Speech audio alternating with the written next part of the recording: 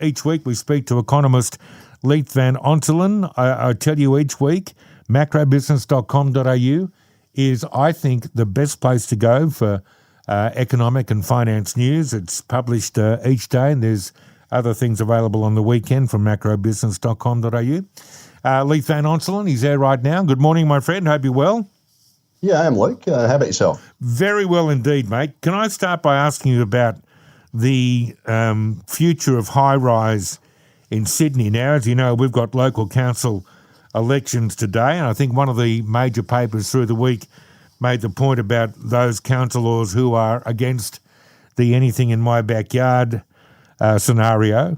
But what the New South Wales Productivity Commission has put out, I think for many Sydney-siders, is very, very disturbing, a point you've made well. Tell us a story. Yeah, so earlier this year, the New South Wales Productivity Commission released a report that it basically, complained that Sydney was suffering from a brain drain, whereby, people in the sort of 30 to 40 age group bracket, which is the highest earning in years, were leaving Sydney in droves for other places because of the high cost of housing, which is obviously true. I mean, the cost of housing, both to buy and rent, is insane. And this week, New South Wales Productivity Commission released its review of housing supply choices. And what it said a few things, but one of the things it said was that it called on state and federal governments to stop spending money on infrastructure to free up construction so they can build more homes, which to me is robbing Peter to pay Paul. So as we know, Sydney and Australia more generally is experiencing unbelievable population growth. So at the turn of the century, Sydney was 4 million people. It took you 212 years to get there. You've now added 1.3 million roughly, and by about 2060, you're supposed to go to about 8 million. So that means that in about 60 years, Sydney would have doubled its population, which is just an insane amount of growth. Now, obviously, if we're going to keep growing like a science experiment through high immigration, we're going to need more housing and more infrastructure. But the New South Wales Productivity Commission's brainiac idea is, let's stop spending on infrastructure and just divert it to housing. Well, that's just creating substituting one problem for another. But the more disturbing thing, Luke, is that the Productivity Commission also called for more deregulation of housing supply to allow for higher towers, smaller apartments, so getting rid of minimum apartment sizes, fewer car spaces, less natural light, less storage, etc. And what it said was that if New South Wales did those sorts of reforms, it could bring down rents by 10%.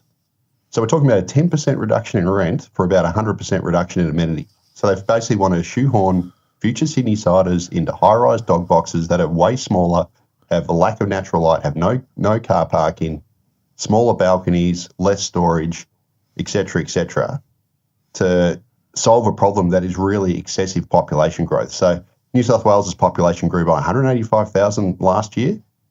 100% of your growth in your state was through immigration.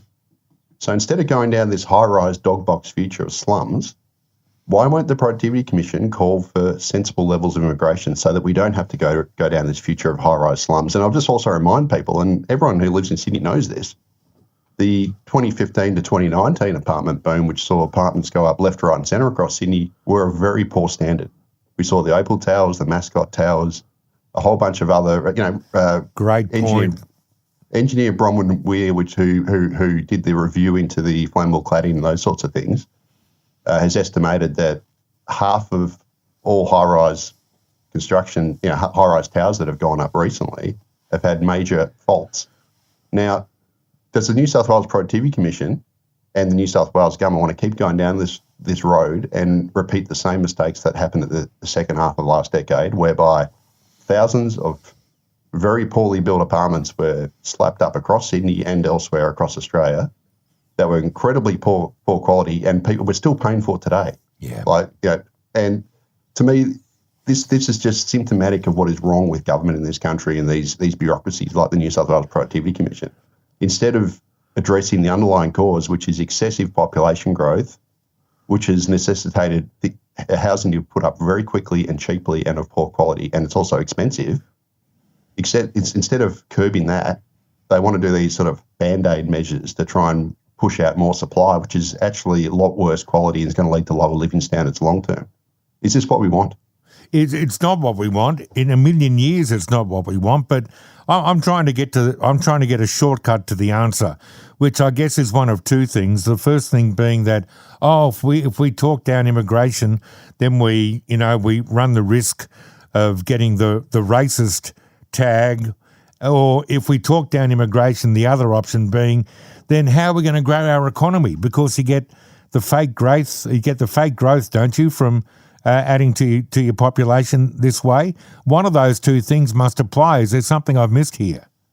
No, I mean, that's basically the economic model in Australia now. It's bring people in, sell coffees to them, build houses for them, et cetera, just to generate top-line GDP growth, whereas per capita growth is going backwards, and overall living standards, which isn't accounted for by GDP, is going backward much faster because future Sydney-siders, and here's some data for you, in the 2016 census, 55% of Sydney's dwellings were detached houses with backyards. Now, according to the Urban Task Force, by 2057, half of your dwellings across Sydney are going to be apartments. Only 25% are going to be houses. You're going to have less than half of, it's going to go from 55% houses to 25%, and you're going to have townhouses go up from 14 to 25%. So this is a complete transformation of Sydney's dwelling structure from mostly detached houses, like roughly, just over half detached houses currently, to pretty much high density. Yeah. And based on this New South Wales Productivity Commission's report, it's going to be it's tiny, a shoebox high density with a lack of natural light, no car parks, small balconies, hardly any storage, et cetera. So this is a real dilution of the standard of living in Sydney. And this is all to basically so that Sydney can grow from 4 million at the turn of the century to 8 million by 2060. Yeah. And with the very good question, why?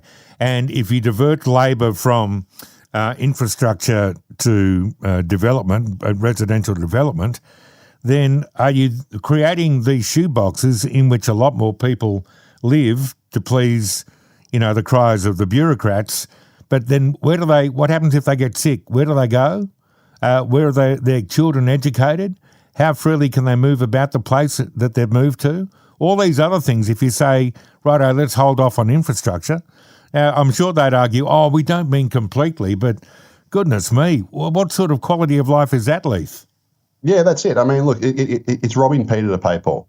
So the fact of the matter is, if Sydney's going to double in size in 60 years from what it was at the turn of the century, you're going to need roughly double the infrastructure and double the number of houses or homes.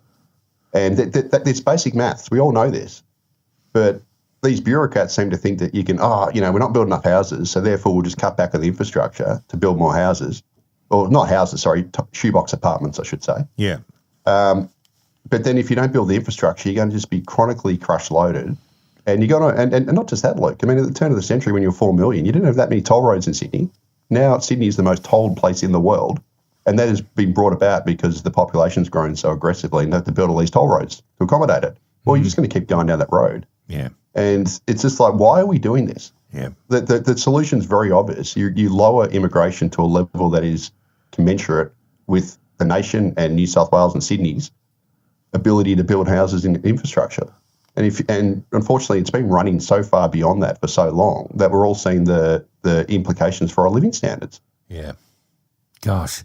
And, of course, the federal government, this is the other story, the federal government's been, out there punching the air. Look at this, we're going to cut the very high immigration. We're going to halve it. How good's this? How are they going with that? Oh, mate, they are failing dismally. So this is, as you said, this is the other side of the problem. So, New South Wales is the Productivity Commission is trying to ameliorate the problem that's been created by the federal government, which is just pumping too many people, which most of them land in Sydney and Melbourne. So after allowing in a record 1 million net migrants in the first 2 years, the Albanese government, as you said, but on Wednesday, the Australian Bureau of Statistics released its monthly net permanent long-term arrivals data, which is a perfect proxy for net overseas migration. It's just that sort of leading indicator. And what it showed is that over the first 7 months of 2024, this year, Australia's received a record 335,200 net permanent long-term arrivals. Now, just to put it into perspective, this has beaten last year's record of 15,400 for the first 7 months, and it's 110,200 higher than the first 7 months of 2019 before the pandemic. So this whole notion that the federal government is cutting immigration is completely debunked by this data. Now, I will add though, immigration has certainly peaked. So it peaked in February, and since March, every month of arrivals this calendar year has been slightly less than last year. However, every month this year has been way above 2019. So it has passed its peak slightly, but it's still running at very, very high levels. And all this means is that there's just going to be this constant pressure on housing and infrastructure and everything, because, quite frankly, the population's grown faster than we can ever possibly build for. Yeah. And what does this do to government forecasts? They've all got to be out. If they've actually assumed, or if they've factored in the halving of immigration, and we're not anywhere near that, then everything that they've told us in budgets or other forecasts, there's got to be a question mark over that, doesn't there? Oh yeah. So the first federal budget in October 2022 said we'd have 470,000 the first 2 years. Well, it ended up being 1 million.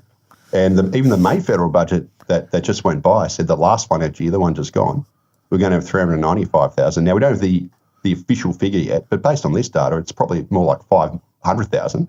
So they're outbiting 110 at least there. And we've only got 1 month for this financial year where we're supposed to get 260,000, but even that's running way hotter than what their forecast would suggest. So look, Labor's missed.